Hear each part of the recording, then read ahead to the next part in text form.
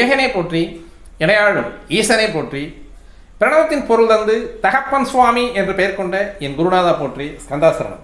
என்னையர்களே, எல்லோரும் சுகமாகவும் சந்தோஷமாகவும் இருக்கிறீர்களா? கண்டிப்பாக இருப்பீங்க, இருக்கணும். எல்லோருமே மனசுக்கு நிம்மதியை வாழ கற்றுக்கலாம். அதுவே வாழ்க்கையின் மிக அருமருந்து. நீங்கள் நம்ம சேனலுக்கு புதிய பார்வையாளராக இருக்கீங்க அப்படின்னா கண்டிப்பாக நம்ம சேனலுக்கு ஒரு சப்ஸ்கிரைப் பண்ணிக்கங்க. இந்த பதிவு எதிர்வரும் ஆடி அமாவாசை தினத்தை முன்னிட்டே வருது. ஆடி அமாவாசை அப்படின்னு ஸ்பெஷல் அப்படின்றதை நம்ம பார்ப்போம். அந்த ஆடி அமாவாசைக்கு நமது ஜோதிடத்தின் ரீதியாக நமது வாடிக்கையாளர்கள் அல்லது நம்ம சப்ஸ்கிரைபர்ஸ், நமது வியூவர்ஸ் இவங்க எல்லாமே என்ன பண்ணணும் அப்படிங்கிறத இந்த வீடியோவில் வந்து கொஞ்சம் தெளிவாகவே கொடுக்கலாம் அப்படின்றதுனால, எதிர்வரும் இந்த அமாவாசை தினம் அப்படின்னு சொல்லக்கூடிய ஆடி அமாவாசை அப்படின்றதுனால கொஞ்சம் சிறப்பான நாளாக இருக்கிறதுனால இந்த சிறப்பான நாளை வந்து நீங்கள் தவற விட வேண்டாம் அப்படிங்கிறதுக்காக வேண்டி இந்த பதிவு நாம் கொடுக்குறோம். இது ஒவ்வொரு மாதங்கள்லேயுமே அமாவாசை வருது தானே. ஆனாலும் ஆடி மாதத்தில் வரக்கூடிய ஆடி அமாவாசையும் தை மாதத்தில் வரக்கூடிய தை அமாவாசையும் சிறப்பான அமாவாசை அப்படின்னு சொல்லுவோம். இதில் மகாலய அமாவாசை அப்படின்னு சொல்லக்கூடியது புரட்டாசி மாதம் வரும். அந்த புரட்டாசி மாதம் வரக்கூடிய மகாலய அமாவாசையும் சிறப்பான ஒரு நாள். இது எதற்கான சிறப்பு பெற்ற நாள் அப்படின்னு பார்த்தோம் அப்படின்னா, நமது முன்னோர்களுக்கான தில தர்ப்பணம் திதிகளை கொடுக்கக்கூடிய ஒரு அமைப்பில் வரக்கூடிய இந்த அமாவாசை தினம் அப்படின்னு சொல்லக்கூடியது மிக சிறப்பு வாய்ந்த தினங்களாக கருதப்படுது நமது சாஸ்திரங்களில். அப்போ நம்ம ஜோதிடத்தில் வந்து இந்த அமாவாசைக்கும் சிறப்பான ஒரு அமைப்பு கொடுக்குறாங்க. இதே இதில் வந்து நமது வியூவர்ஸ் எல்லாத்துக்குமே இந்த ஒரு பதிவு வந்து தெளிவான முறையில் பயன்படுத்தணும் அப்படிங்கிறதுக்காக வேண்டி தான் இந்த பதிவை கொடுக்குறேன். இதில் கேதுவனுடைய சாரத்தில் பிறந்தவங்க, அதாவது வந்து அசுபதி மகம் மூலத்தில் பிறந்தவங்களும், அதில் சந்திரன் நிற்க பிறந்தவர்களும், அல்லது அந்த அசுபதி மகம் மூலத்தில் ஏதோ ஒரு கிரகம் நிற்க பிறந்தவர்களும், அவங்களுக்கு வந்து இந்த வீடியோ வந்து ரொம்ப ரொம்ப முக்கியமான வீடியோ. அதனால் நீங்கள் வந்து இந்த வீடியோவை வந்து ஸ்கிப் பண்ணாமல் கடைசி வரைக்கும் பாருங்கள். கடைசி வரைக்கும் பார்த்துட்டு நம்ம இந்த வீடியோவில் என்னென்ன நீங்கள் செய்யக்கூடிய அந்த உபாயங்கள் என்னென்ன அப்படிங்கிறத நம்ம சொல்லியிருக்கோம். அதன்படி நீங்கள் செஞ்சீங்கன்னா உங்களுக்கான அந்த வாழ்க்கையில் இருக்கக்கூடிய படு இடைஞ்சல்கள் அப்படின்னு சொல்லக்கூடியது, வாழ்க்கை தடுமாற்றம், முன்னேற்றம் இல்லாத ஒரு வாழ்க்கை பயணம், படிப்பில் தடை, திருமணத்தில் தாமதம் அப்படின்னு சொல்லக்கூடியது திருமண தடை அல்லது குழந்தை பேரில் தாமதம் அல்லது தடை, பொருளாதாரம் அப்படின்னு சொல்லக்கூடியதில் மேக்சிமம் வந்து வாழ்க்கைக்கு தேவையான அனைத்து விதமான அந்த சௌகரியங்களை அனுபவிக்க விடாமல் செய்யக்கூடிய ஒரு அமைப்பு அப்படின்னு சொல்லக்கூடியது அந்த ராகு கேதுக்களினுடைய நட்சத்திரங்கள் இருக்கக்கூடிய கிரகங்களினுடைய அமைவு. அப்போ இந்த ராகு கேதுக்களினுடைய நட்சத்திரங்களில் அமையக்கூடிய கிரகங்கள் அப்படின்னு சொல்லக்கூடியது அசுபதி, மகம், மூலம், திருவாதிரை, சுவாதி, சதயம், இந்த நட்சத்திரங்களில் இருக்கக்கூடிய கிரகங்கள் அப்படின்னு சொல்லக்கூடிய ஒரு அமைப்பும். அதேமாதிரி இந்த நட்சத்திரங்களே நீங்கள் பிறந்திருக்கீங்க. சந்திரன் வந்து அசுபதியில் 1, 2, 3 நாள்லையோ, மகத்தில் 1, 2, 3 நாள்லையோ, மூலத்தில் 1, 2, 3 நாள்லையோ சந்திரன் நிற்க பிறந்தவர்களுக்கு அதுவே ராசி ஆயிடும். அப்போ அவங்களுக்கு ஜென்ம நட்சத்திரம் அப்படின்னு சொல்லக்கூடியது அசுபதி, மகம், மூலம். அதேமாதிரி திருவாதிரை 1, 2, 3 நாளில், சுவாதி 1, 2, 3 நாளில், சதயம் 1, 2, 3 நாளில் வந்து இருக்க பிறந்தவர்கள் அப்படின்னு சொல்லக்கூடியவங்களுக்கு உங்களுக்கு ஜென்ம நட்சத்திரமே அந்த நட்சத்திரமாகி சந்திரன் அந்த இடத்துல நிற்கக்கூடிய ஒரு காலகட்டங்களில் இந்த நிலைப்பாடு அப்படின்றது வந்து இந்த வாழ்க்கையில் வந்து கொஞ்சம் தடுமாற்றங்களையும் இடர்களையும் தரக்கூடிய ஒரு அமைப்பை கொண்டது இந்த நட்சத்திர பாவங்களில் நிற்கக்கூடிய கிரகங்களுடைய அமைப்பு. அது எந்த கிரகம் நிற்குதோ, அது எந்த பாவத்திற்கான கிரகமோ அந்த பாவத்தை கெடுத்து அந்த கிரகத்தினுடைய காரகத்துவத்தையும் கெடுத்து கொடுக்கக்கூடிய ஒரு அமைப்புகளை செய்யக்கூடிய அமைப்பு. ஒரு உதாரணமாக வந்து ஒரு 2ஆம் அதிபதி போய் அசுபதி 1ஆம் பாவத்தில் 2ஆம் பாவத்தில் நின்றுறார். அதேமாரி வந்து மகத்தில் வந்து ஒரு 5ஆம் அதிபதி போயிட்டு நின்றுறார். அப்போ வந்து இதெல்லாம் வந்து கொஞ்சம் சிரமத்தை கொடுக்கக்கூடியது. 2ஆம் இடம் அப்படின்னு சொல்லக்கூடிய திருமணத்தை கொடுக்கக்கூடிய அமைப்பு, தன உறவை கொடுக்கக்கூடிய அமைப்பு, கல்வியை, இளம் கல்வியை கொடுக்கக்கூடிய அமைப்பு, இது எல்லாமே வந்து அது கொஞ்சம் கெடுக்கிறதுக்கான வாய்ப்புகளை கொடுக்கும்.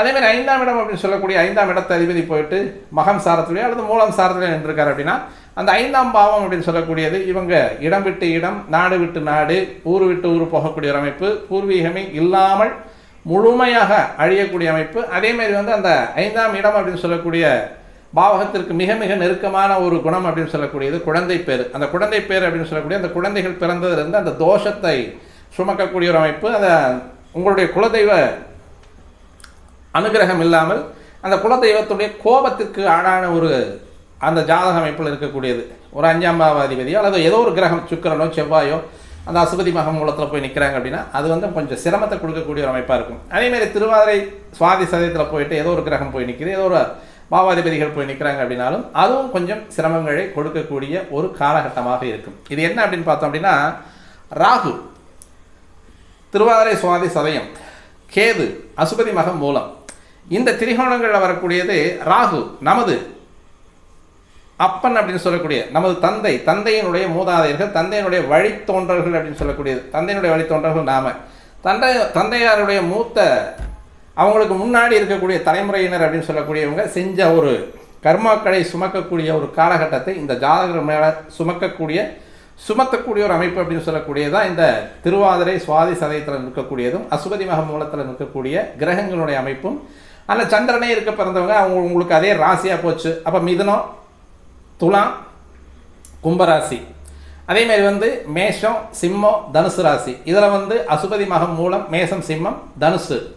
அதேமாரி திருவாதிரை சுவாதி சதயம், மிதுனம், துலாம், கும்பம், இந்த 3 ராசிகளில் சந்திரன் இருக்க பிறந்தவர்களுக்கும் இது வந்து கொஞ்சம் கடுமையை தரக்கூடிய ஒரு அமைப்பாக இருக்கும். இது காலம் எல்லாமே ஒரு போராட்டத்தை சந்திக்கக்கூடிய ஒரு அமைப்பு. ஒரு 7 சனி வந்தாலோ, அஷ்டம சனி வந்தாலோ, ஒரு கண்டச்சனி இருந்தாலோ, ஒரு அர்த்தாஷ்டம சனி அப்படின்னு சொல்லக்கூடியது, அது குரு வந்து 4, 7, 8 மறைஞ்சிருந்தாலும் சிரமங்களை கொடுக்கக்கூடிய அமைப்பாக இருக்கும். 7 மறைய மாட்டார். 7 வந்து நேர் சமசப்தத்தில் நிற்கக்கூடிய ஒரு அமைப்பு. 6, 8, 12 மறைஞ்சு, சந்திரனுக்கு 6, 8, 12 மறைஞ்சு இது ஒரு திருவாதிரை சுவாதி சதயத்தில் போய் நின்றிருந்தார் குரு அப்படின்னாலும் அது வந்து கொஞ்சம் சிரமங்களை கொடுக்கக்கூடியது. அதாவது நமது முன்னோர்கள் செய்த தீவினைகள் கர்மாக்கள் அப்படின்னு சொல்லக்கூடியது நமது வாழ்க்கையை பாதிக்கக்கூடிய அமைப்பில் வந்து இருக்கும்.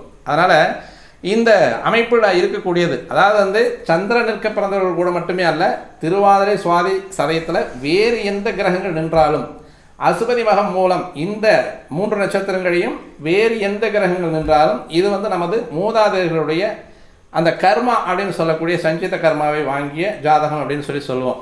5ஆம் இடத்துல வந்து கெடுகிரகங்கள் இல்லை, 5ஆம் இடத்துக்கு கெடுகிரக பார்வைகள் இல்லை அப்படின்னு நம்ம வந்து ஜாதகத்தை பார்த்து சொல்லிட்டு இருந்தாலும் இந்த கிரகங்கள் போயிட்டு அந்த இடத்துல உட்கார்ந்ததுனாலுமே இது பூர்வ புண்ணிய கர்மாக்களை வாங்கி வந்த ஜாதகம் அப்படின்றத வந்து தெளிவாக எடுத்து சொல்லிடலாம். அப்போ அந்த பூர்வ புண்ணிய கர்மா அப்படின்னு சொல்லக்கூடியது மூதாதையர்கள் செய்த கர்மா, நமது முன்னோர்கள் செய்த கர்மா அப்படின்னு சொல்லக்கூடிய சஞ்சித கர்மாவையும் நாம் ஏதோ ஒரு ஜென்மத்தில் அந்த முன்னால் இருக்கக்கூடிய ஜென்மம் அப்படின்னு சொல்லுவோம் இல்லையா, அந்த ஜென்மங்களில் ஏதாவது ஒரு 4 ஜென்மம் 5 ஜென்மங்களுக்கு முன்னால் ஏதோ ஒரு உயிரினமாக பிறந்து செய்த அந்த கால கர்மம் அப்படின்னு சொல்லக்கூடிய அந்த கர்மாவை சுமந்து இருக்கக்கூடிய இந்த நட்சத்திரங்களில் நிற்கக்கூடிய கிரகங்களுடைய அமைப்பை நம்ம களைவதற்கான அமைப்பு அப்படின்னு சொல்லக்கூடிய இந்த அமாவாசைகளில் தான் சிறப்பாக எடுத்து செய்யக்கூடிய ஒரு அமைப்பு.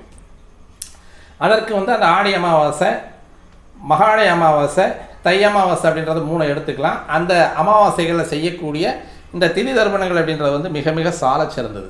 அப்போ இந்த மாதிரி அசுபதி மக மூலத்திலையும் திருவாதிரை சுவாதி சதயத்திலும் கிரகம் இருக்கக்கூடிய ஜாதகர்கள் வந்து ரொம்ப கஷ்டப்படுறீங்க, ஒரு வேலை அமையில், ஒரு திருமணம் அப்படின்னு சொல்லக்கூடியது வந்து எல்லா பக்கம் பொண்ணு பார்த்துக்கிட்டே இருக்கும், இன்னும் பொண்ணை பார்த்து முடிக்கல, பார்த்துக்கிட்டே இருக்கும் அப்படின்ற மாதிரியான ஒரு அமைப்பு. வேலை தேடிக்கிட்டே இருக்கேன்.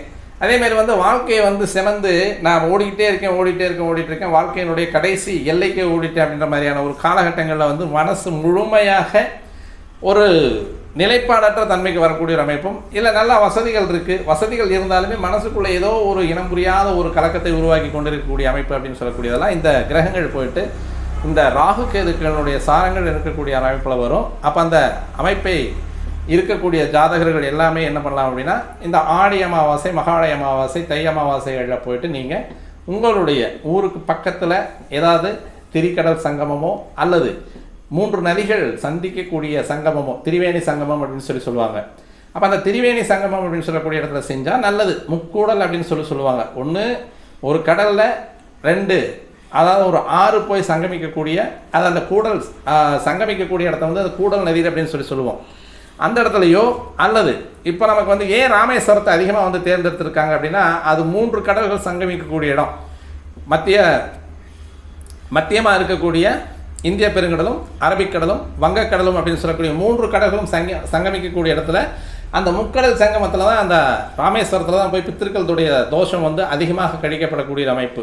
காசி போகும் பொழுது இவங்களுடைய முன்ஜென்மா அப்படின்னு சொல்லக்கூடிய கர்மாக்களை கழிக்கக்கூடிய அமைப்பாகவும், அந்த காசிக்கு இணையாக இங்கே ராமேஸ்வரத்துலேயும் வந்து அதே முன்ஜென்ம கர்மாக்களை கழிக்கக்கூடியது, இந்த ஜென்மத்தில் நாம் வாங்கிய கர்மாக்களையும் கழிக்கக்கூடிய இடம் ராமேஸ்வரம். அது வந்து கொஞ்சம் ஸ்பெஷல் அது. அப்போ அதேமாதிரி வந்து ராமேஸ்வரமே தான் போகணுமா சார் அப்படின்னா, நாளைக்கு ஆடி அமாவாசை அப்படின்றது வந்து ரொம்ப கொஞ்சம் நெருக்கடியான காலமாகவே இருக்கும். போய் வர போக்குவரத்துக்கே முடியாத ஒரு காலகட்டமாகவும் இருக்கும். மிக நெருக்கடியான காலகட்டம், மக்கள் நெருக்கம் அதிகமாக இருக்கும் இல்லையா? அப்போ உங்கள் ஊர் நதிக்கரைகள் அப்படின்னு சொல்லக்கூடியதில் வந்து ஒரு 3 நதிகள் சங்கமிக்கக்கூடிய இடங்கள்லையோ அல்லது நதிக்கரைகள்லையோ 3 நதிகளே சங்கமிக்கக்கூடிய இடமே எங்களுக்கு கிடைக்கல சார் அப்படின்னாலும், கடைசியாக ஒரு நதிக்கரையிலோ இருந்து அந்த உங்களுடைய மூதாதையர்களுக்கு செய்யக்கூடிய அந்த திதி தவசங்களை அந்த ஆடி அமாவாசை அன்று நீங்கள் செஞ்சீங்கன்னா உங்களுக்கு ஒரு விடிவு காலம் அப்படின்னு சொல்லக்கூடிய ஒரு அமைப்பை இந்த ஆடி அமாவாசை அப்படின்னு சொல்லக்கூடியது கொடுக்கும்.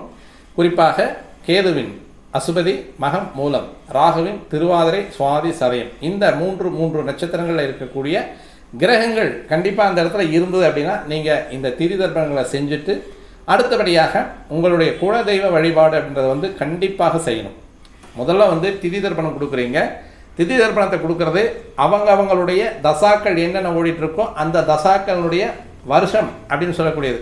உதாரணமாக வந்து சூரியன் தசை ஓடிட்டுருக்கு அப்படின்னா ஒரு 6 வருஷம், சூரியனுடைய தசை காலம் வந்து 6 வருஷம்.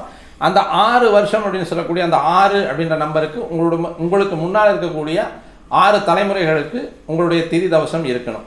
உதாரணமாக வந்து சுக்கிர தசை ஓடிட்டுருக்கு, அதிகமான தசை அப்படின்னு சொல்லக்கூடியது 20 வருஷம் ஓடு. அப்போ அந்த 20 தலைமுறையினருக்கும் முன்னால், அதாவது உங்களுடைய தலைமுறைக்கு நீங்கள் உங்களுடைய அப்பாவுக்கு அப்பா அப்படியே முன்னாலேயே போயிட்டு ஒரு 20 தலைமுறைக்கு பேர் தெரியாது. முடிஞ்ச அளவுக்கு நம்ம கொள்ளு தாத்தா அல்லது எள்ளு தாத்தானுடைய பேர் வரைக்கும் தெரிஞ்சிருப்போம். தெரிஞ்சவங்களுக்கு ஒரு 4-5 அந்த வாரிசுகளில் வந்து ஒரு 4-5 தலைமுறைக்கு முன்னால் வந்து பேர் தெரிஞ்சு வச்சுருப்போம். பெரிய பெரிய திவான்கள் வீட்டில், மன்னர்கள் வீட்டில் எல்லாம் வந்து அந்த அளவுக்கு தெரிஞ்சு வச்சுருப்பாங்க. நம்ம வந்து அதிகமாக ஏன்னா நம்மளுடைய பரம்பரையே நம்ம தெரிஞ்சுக்கிறது இல்லை. ஆனால் உலகத்தில் வந்து வேறு எல்லா விஷயங்களையும் பேசுவோம். எதுக்கு எடுத்தாலும் வந்து ஒரு வித்தியாசமான மனப்போக்குலையும் அதெல்லாம் ஆர்கியூ பண்ணிகிட்டு இருப்போம். ஆனால் நம்மளுடைய கதை என்ன, நம்மளுடைய வரலாறு என்ன, நம்மளுடைய பூர்வீகம் என்னங்கிறத தெரிஞ்சு வச்சுருக்க மாட்டோம்.